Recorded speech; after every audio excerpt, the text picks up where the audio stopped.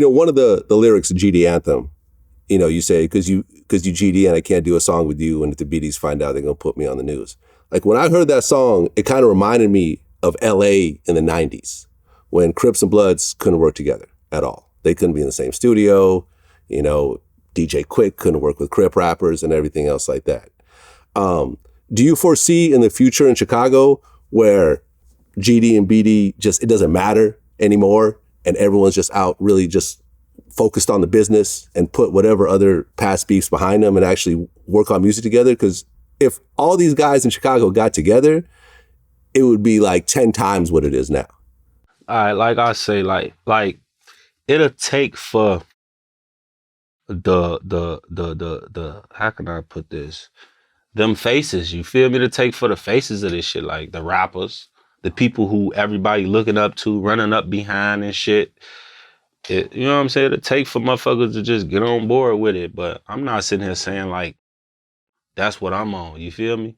But I don't know, bro. It's gonna take a lot, bro. And honestly, I don't think it'll ever probably come to a point where it's not this. Let me clear this up. It's not a this the thing. The world make it a GDBD thing, bro.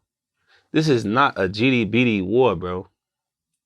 It's not, bro. It's not all of that shit. It's not none of that. It's sets. You got sets and gangs and shit. Cause the BDs might be into it with a whole nother set too that y'all don't know about. But all y'all know about is the GDs they into it with. See what I'm saying? That set might kill one of the BDs, but y'all think it was the GDs. The world be like, yeah, the GDs just killed him. Or they might get back though about one of their homies. And the world just think we did it, the GDs. You feel me? Or it's a lot of shit that the people just don't know what goes on, period. You feel me? And they just make it seem like it's a GD-BD thing. It's not, bro. Because I got BD family, bro. I don't, right. You know what I'm saying? I don't see them and be like, nigga, you a BD. Nah, hell no. It's not that, bro. That's how you know it's not a GD-BD thing, bro. Because I know BDs who real good people. You feel me? And I'm pretty sure it's GDs on their side. It's just, you know what I'm saying? Shit crazy. Well, I mean, you are now one of these faces. You're one of these prominent names. So without getting into any names or whatever, if one of the prominent BD dudes reached out to you and said, listen, Rooga, I'm gonna, let's you and I be the bridge to this. And let's you and I will set it off and set an example for everyone else. Like for example, Nipsey Hussle and YG, super close. One's a Crip, one's a Blood. And they fuck with each other like that. And, I remember I interviewed Big U, and, he was even telling me how, like, when they were, he purposely positioned Nipsey Hussle, although he was a Rolling 60s Crip, he purposely set it up where there was no, animosity towards whatever other crews and whatever other gangs in the area, down to the point where when they were filming videos, he would closely look at the video and say, oh no, you take this scene out because there's so-and-so's block crossed out. So let's take this scene out. Let's not aggravate the situation.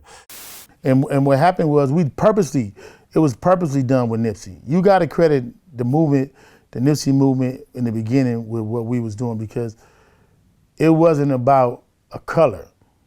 We purposely was moving with the red and the blue, doing songs. Right, because I remember clearly, like in the 90s, hearing that LA artists just would not work together just because of the gang alliances. Right. You may like DJ Quick's beat, but where you're from, you cannot associate with, with that Blood set. You can't be in the same studio together. You can't do this, you can't do that. You look at these days, YG works with everybody. Nipsey works with everybody. I feel like, now let me explain the difference between, because people did do things together, but it wasn't the Rolling 60s though. See, and then it goes to being like, you gotta remember when Nipsey came out, he the first artist and the only artist ever to never come out and claim a city. He claimed a set. He claimed Long Beach, he claimed a set. And he claimed one of the most violent sets on records. So when we start moving, I used to purposely watch all our videos, make sure. I used to tell Steve, no, that video can't go out because in the back of there, got somebody set crossed out. And that video, no, you can't do this. And we used to purposely, make sure we wasn't dissing people, but representing the turf. Right.